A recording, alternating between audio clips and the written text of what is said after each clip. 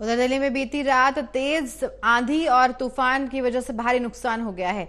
152 लगभग पेड़ ऐसे हैं जो गिर गए और 55 बताए जा रहे हैं। 55 की संख्या में बिल्डिंगें क्षतिग्रस्त होने की कॉल भी प्राप्त हुई है। पावर डिस्ट्रप्शन की जो 202 कॉलें हैं वो भी प्राप्त हुई हैं।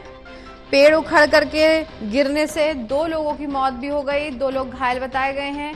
बिल्डिंग क्षतिग्रस्त हो गई और इसी की वजह से 17 लोग घायल हुए हैं। बहुत तेज आंधी तूफान रात के वक्त आया जिसकी वजह से बहुत सी परेशानियां खड़ी हो गई। जैसे तेज बारिश तो नहीं आई, आंधी बहुत तेज थी जिसकी वजह से काफी नुकसान हुआ है। पेड़ गिर गए और बिल्डिंगें क्षतिग्रस्त हो गई जिसकी वजह से लोगों को काफी परेशानी हुई और पावर डिस्ट्रप्शन की भी कॉल मिली है। पेड़ उखड़कर जमीन पर गिरे और 2 लोगों की मौत इसमें हो गई, ये कहा जा रहा है। 6 लोग इसमें घायल बताए गए हैं। इससे आप अंदाजा लगा सकते हैं कि कितनी स्पीड के साथ या कितनी तेज आंधी तूफान आया होगा। इससे आप ये अंदाजा लगा सकते हैं। रिया हमारी सहयोगी जुड़ गई हैं। रिया, आंधी तूफान कल बहुत ज्यादा तेज था जिसकी वजह से बताया जा रहा है कि 2 लोगों की मौत भी हो गई, 6 लोग घायल भी हुए हैं। कहाँ, किस इलाके में क्या कुछ रहा है?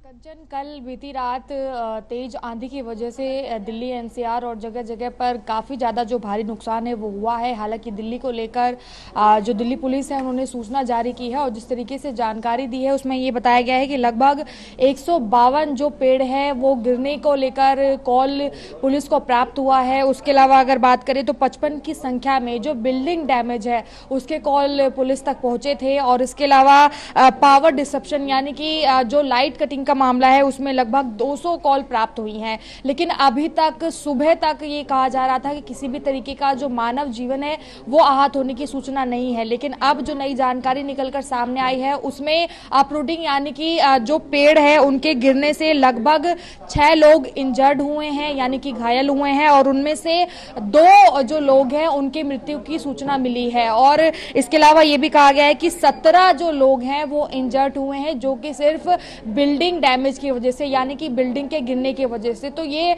आप कह सकती हैं कि दिल्ली एनसीआर में और बल्कि जगह जगह पर जो भारी तूफान एक तरीके से देखने को मिला बीती रात में उसने बहुत ज्यादा नुकसान जगह जगह पर किया है। कार ध्वस्त हुई है, बिल्डिंग गिरी है और बड़ी संख्या में जो पेड़ है वो गिरे हैं। और उसके अलावा जो इलेक्ट्रिसिटी को लेकर बात कही गई है उसमें भी कहीं ना कहीं पर लोगों को बहुत ज्यादा मुश्किलें आई हैं। हालांकि अभी अगर बात करें तो जैसा मैंने बताया कि जो आंकड़ा है उसमें 2 लोगों की मृत्यु की भी जानकारी सामने आ रही है।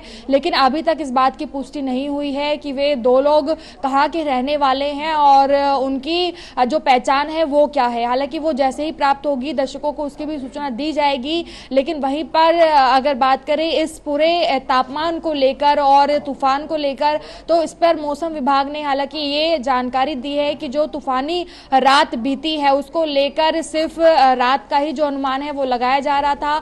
अब किसी भी प्रकार की तूफान या आंधी की फिलहाल संभावना नहीं है। राहत जो है कहीं ना कहीं पर इससे अब मौसम में भी परिवर्तन आया है और लोगों को राहत भी मिली है। लेकिन तूफान की चपेट में हम देखते हैं कि हर बार जो घायलों की संख्या है वो भी आती है और कई सारी जो चीजें हैं उनको एक गंभीर नुकसान भी पहुंचता है। तो ऐसे में जो दल है उन्होंने कहीं ना कहीं पर गुजारिश की है कि भारी तूफान में अपना ख्याल रखना चाहिए और ज्यादा से ज्यादा घरों से जो है वो बाहर ना निकले क्योंकि संभावनाएं अभी हालांकि तूफान को लेकर नहीं है लेकिन धीरे धीरे क्योंकि ये मई का महीना है और भीषण गर्मी इसमें पड़ती है तो इस मौसम में ऐसी तूफान और आंधी आगे भी कहीं ना कहीं पर आ सकती है। तो इसमें अपना ख्याल रखना बेहद जरूरी है। कंचन, बहुत शुक्रिया रिया तमाम जानकारी के लिए।